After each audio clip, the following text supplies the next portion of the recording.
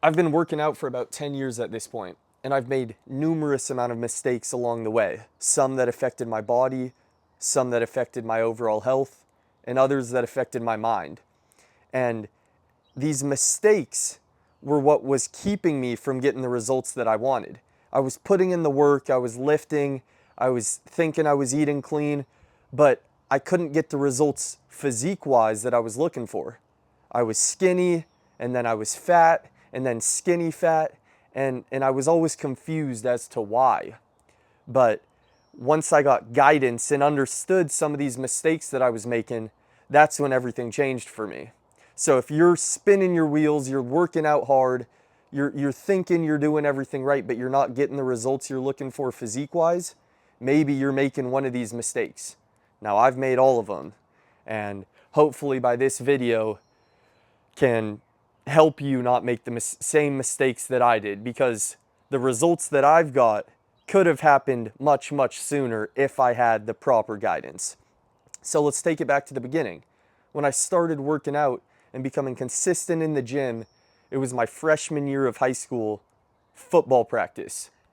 I came in 6'2", probably 145 pounds, just really skinny, skin and bones, not very strong, not very physical. And that leads me to my first mistake, which is ego lifting. You see, my freshman year, I was working out with the receivers and the cornerbacks, other people with my physique who weren't very strong, who were kind of new to the gym. But we had 50 people training in the gym at once, 50 players. So it wasn't very personalized. There was no form critiques, there was no one-on-one personalization. It was kind of the trainer at the beginning of the session would kind of give a quick rundown of form, and then it was left up to you and your position group to do the workout. So we were over there barely benching the bar, barely squatting. Every time I tried to squat, I would cramp. My back and shoulders would hurt. And then I would look on the other side of the gym where the linemen, the linebackers, the running backs were lifting, juniors and seniors who were much more experienced, much stronger. And I would see them benching 315, squatting 405, and I thought it was the coolest thing I've ever seen. I was over there struggling to lift the bar, and there were these guys who were benching more than I thought was possible. What I should have done is seeked out help from somebody who had done what I was looking to do. I was looking to get stronger. I was looking to get more athletic. I was looking to get more physical and put on size and weight that would help me with football, with basketball, with baseball. But I was too concerned about looking like I knew what I was doing, about catching up to these big guys, these linebackers and these linemen and running backs. And so weight is what I thought was important. I didn't know a thing about form. I remember bench pressing and thinking, why are my biceps not feeling it? I thought bench pressing is for arms. So I was clueless. I didn't even know what a simple movement was working, what body part. So I was benching as much weight as possible, which wasn't much. But for me, putting maybe 25s on both sides, I was struggling. My form would take a hit. I was maybe flaring my elbows out just to get one rep, just to kind of impress these juniors and seniors who were lifting so much weight, thinking, man, maybe this guy will be up with us soon. Maybe he'll be lifting at our squat rack. And not knowing the form, not knowing what muscle group I was even working, and only focusing on weight kept me stuck. Because when you're trying to get stronger, yes, 1 rep maxes are important. You want to progressive overload. You want to eventually lift heavier and heavier and heavier. But when you don't know what you're doing, it's more important to focus on form first, tempo, understand mind to muscle connection, what muscle groups you're actually working, how is this helping you with your sport or with your goals.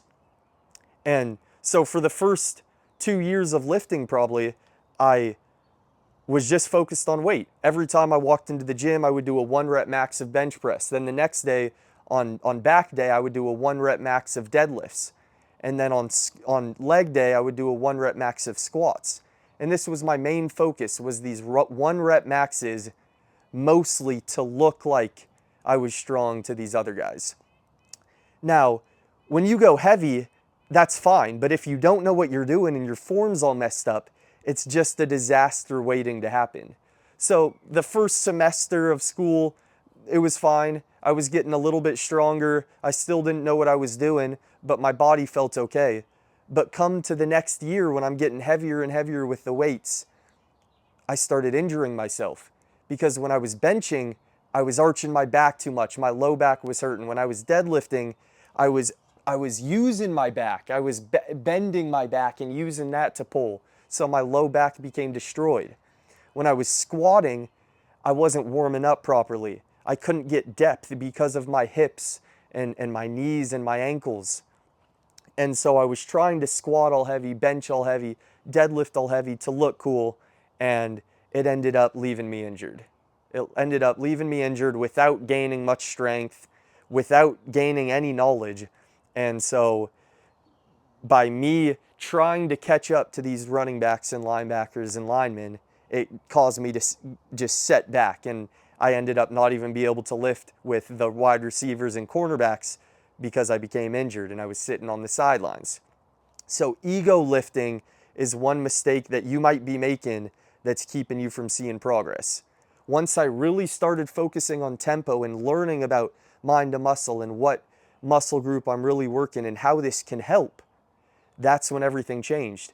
So when you see a guy in the gym going slow and you know he could probably lift more than he's lifting, he's just being smart with it. He's just being smart. He doesn't care about having other people in the gym think he's doing good, think he's super strong. He's just focusing on getting better. And that's not what I was focused on. I was focused on looking like I was doing well instead of learning, instead of actually getting stronger and getting better. So ego lifting, going too heavy, disregarding form, that was the first mistake I made. The second mistake that I made was program hopping. My main goals at the time, like I said, were to get better at sports, get stronger, more physical, add some size. So with a clear program, any goal that you have can happen as long as you stay consistent with this program and you know where it's leading and you know where you want to go. I had an idea of where I wanted to go. I want to get better at sports. I want to get bigger. But at the same time, I wanted a six-pack. I wanted bicep veins. I wanted to jump high or whatever. And so every week I was doing something different. My main goal was sports one week, and then my main goal was a six-pack the next week. And these were contradicting each other because with sports, I needed to get bigger, I needed to get stronger, I needed to add weight. And when I wanted the six-pack, it was about eating super clean, it was about running and doing all this cardio and basically not getting stronger at all. And so when you don't have a clear goal and you just go based off how you feel that week or that day, then you're never going to get progress. You're never going to make progress because in order to make progress, you need to know where you're going and then consistently make steps towards that. But what I was doing is I was making a couple steps and then going backwards trying to get the six-pack and then trying to get athleticism and then stronger. So I was just spinning in circles because I never had a clear goal. I was program hopping and doing the most recent workout that I saw on social media one day, and then the next day I would do a completely different workout that had nothing to do with the day before. And so I was never working towards something. So have a clear goal, because when you have a clear goal, then the path kind of unveils itself. But when you don't have a clear goal and you're guessing what's going to work and you're guessing what you should be doing, nothing good is going to come from that. So program hopping was the second mistake that I made. The third is I wasn't prioritizing recovery. I was working out 7 days a week. I thought the more the better. If you work out every single day, you're bound to make progress. But what I didn't know is that during sleep is when your body is building itself back up. During the workout, you're breaking down the muscles. And during sleep and rest and recovery is when your body is building back the strength and the stamina and building the muscle. So sleep is very important, and I wasn't prioritizing sleep for a long time. Stretching and mobility are also very important. Mobility, allows you to get deeper ranges of motion. So when you're squatting, like I said, I couldn't get very deep because of my hips, because of my back, because of my ankles. They were so stiff, they were tight. Once I started doing mobility and opened up my hips, made my ankles more mobile, my knees became more stable, then I was able to train in a different way. I was able to get deeper on my squats. And if you're able to get deeper on squats, that's going to help with your athleticism. That's going to get you stronger. That's going to translate into sports. When you're shoulder pressing, I had to stop right here because my shoulders were so tight. When you get down lower, that's how you really make progress. The deeper range of motions is where you want to train, because when your shoulders are more mobile, think about sprinting. You're here, and if your shoulders are tight and you can't really swing it back, you're stopping yourself. But when you can really get all the way back because of shoulder mobility, you start sprinting faster, jumping higher, throwing harder. And so recovery, mobility, rest plays a huge role in this, especially because I was playing sports at the time. So I was lifting 7 days a week, and then I would have baseball practice right after, and I would go straight from bench press to throwing. And by my junior year, my shoulder was so messed up from no rest, lifting 7 days a week, and having an unmobile body. My body just became destroyed because I wasn't prioritizing recovery. And it's funny, if you lift 7 days a week, you're thinking you're getting stronger, but try taking a couple days off. Then when you come back to the gym, you are stronger after taking these days off because you allowed your body the proper recovery time. So not recovering was the third mistake that I made. That kept me from seeing results. I would get a little bit of progress, but then I would get hurt, I would burn myself out and lose the progress. The fourth mistake that I made was not tracking. I didn't track anything. I wasn't tracking my meals, first of all, and then I wasn't tracking my workouts. Let's start with workouts. In order to get stronger, in order to get bigger, you want a progressive overload, meaning every time you're working out a muscle group, you want to get a little bit stronger each session. So let's say you're doing chest, and today, let's say your first exercise is bench press, and you have 4 sets of 8 reps, and let's say you did 135 pounds. The next time you do chest and you do bench press, you're going to want to progress in one metric or another. Now, before I thought this was only weight, so I would do 135, and I thought the next time I had to go 145. But in order to progress, it could be a couple different things. You could progress in quality of sets. You could progress in tempo. Maybe at first you were just bouncing the bar off your chest, and then the next session you're a bit slower, a bit more controlled. That's progress. Let's say you did 4x8 by 135. The next session you could do 4x9 of 135. That's progress. You're adding a rep to every set. It could be weight. You could go up to 140 pounds and do 4x8, but weight is only one piece of the equation. So I thought weight was all that I was progressing in, but no. And I wasn't writing down my workouts. So what ended up happening is I was doing the same exact thing for a year, for 2 years straight. I wasn't changing the weights, I wasn't changing the sets, wasn't changing the reps. And when you're not doing that, that's just good for maintaining. If you're only always doing the same exact thing, you're going to maintain your physique, you can maintain your muscle, but you're never going to build. You're not going to get stronger without progressing. So don't make the same mistake that I did, that thinking weight is the only thing that matters and you got to go heavier and heavier every time. If you want to add one set, great. If you want to slow down the tempo, great. If your form was messed up last time and you can do a better form with the same weight this time, great. That's all progress. And tracking my meals as well was a big part that I missed out on. I was over there eating healthy. Chicken, rice, salads. I was saying no to pizza, no to pancakes, no to all my favorite foods, but I still couldn't see results. And I was under the impression that eating healthy, eating clean alone would turn into progress. And I learned that that's not true. That's not true, because you could eat healthy, you could eat chicken and ground beef and eggs, but if you're eating under the calories that you should have or way over the calories that you should have, then that you could still get fat if you're eating more calories of clean food. Okay? So I thought that I was eating a ton. Like I said, my goal was to build strength, put on size, put on weight. So I was eating a ton of chicken, a ton of salad, a ton of rice. But that's what I thought. I wasn't tracking, so little did I know that I wasn't even coming close to the amount of calories that I should have been eating.